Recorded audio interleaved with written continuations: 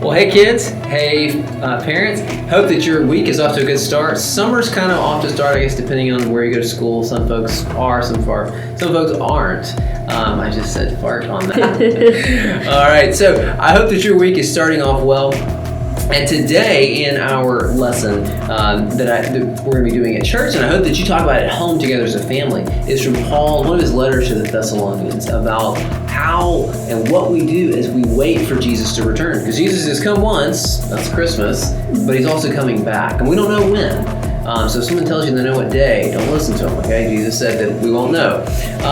But I've got a friend here today. I've got Carly. She's going to help me out. So Carly, you're going to do some things today. Now, Carly, what's the math that you took this year? Geometry. Geometry, okay. So this doesn't involve drawing any shapes, okay? This is stuff you worked on earlier in another grade, probably elementary school.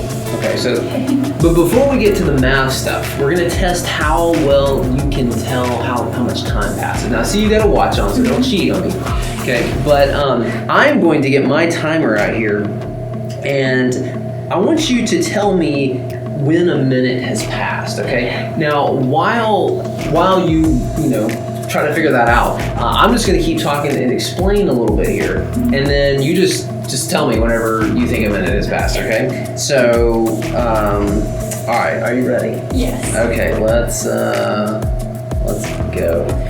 All right, so as Carly's trying to figure out how long a minute has passed, sometimes we have to wait for things. And so during the summer, sometimes you're not really waiting for school to start back. No, you may want to see your friends, but you may get excited about that. But maybe some afternoon, you're like, I'm bored, there's nothing to do, it's hot. And because you're not doing anything, it takes so long for the time to pass. But when you're really busy with something and you're going and doing and you're focused, well, then the time passes a lot quicker. And so sometimes if you've had a busy summer, then when school gets there, it's like, oh man, the summer's already gone that quick. And it used to be a 3-month summer, not really anymore. It's more like 2 months or something like that. I don't keep a close count. But because you're focused on something, it makes the time go a lot quicker. Now, done. Wow, I am impressed, Carly. I'm impressed because see, now I hit the timer, you can see right there, I hit it a little bit late to stop it, but yes, you were right on the money. Like, you were like at 59 seconds, so maybe just like a half second fast.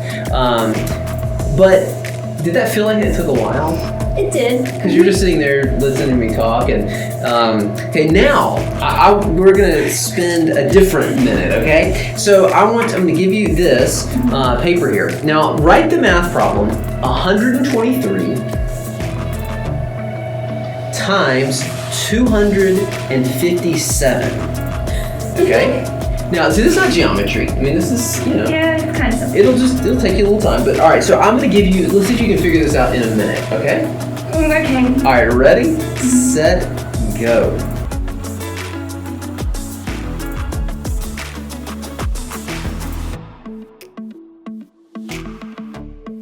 Okay, so let's see. All right, so you finished in like the nick of time. Now let's check your work, okay? I most likely got it wrong. Okay, so 257 times. I would do it, but just for the sake of time here, you were close. You were 10 off. You just got your 10 special. But hey, I see where the mistake was. 7 plus 4 is? Not 14. Or Well, not 12. Not 12, yes. And so that was the only mistake. Now, that minute, did it go by faster? It did. You see, you were frantically working and we had to cross out here. But see, you had something to do that you were focused on. And so you weren't just sitting there staring at the ceiling or, picking lint out of your belly button or something like that. And see, it's like that. Paul said it's like that for Christians now. I told that to the Thessalonians because some of them were just sort of sitting around, like looking at the sky almost, waiting for Jesus to come back, which is not really how Jesus wants us to spend our time. We should look and admire the beauty that God has made, but He has given us work to do. He's given us the task of telling people about who Jesus is, what He's done to save us, and then to help people learn to obey all that He's commanded and to become like Him. And so when we're engaged in that, we're giving our attention to that, well, the time's going to pass quicker as we wait for Jesus to return. We're not just sitting around trying to guess what day it's going to be, like some sort of, lottery or something. So don't spend your time looking at the sky like that. Spend your time helping people to become like Jesus. Well, Carly, thank you for lending us your counting skills today. I know school's out for you, and so this was asking a lot, but I appreciate it. And you guys have a good week.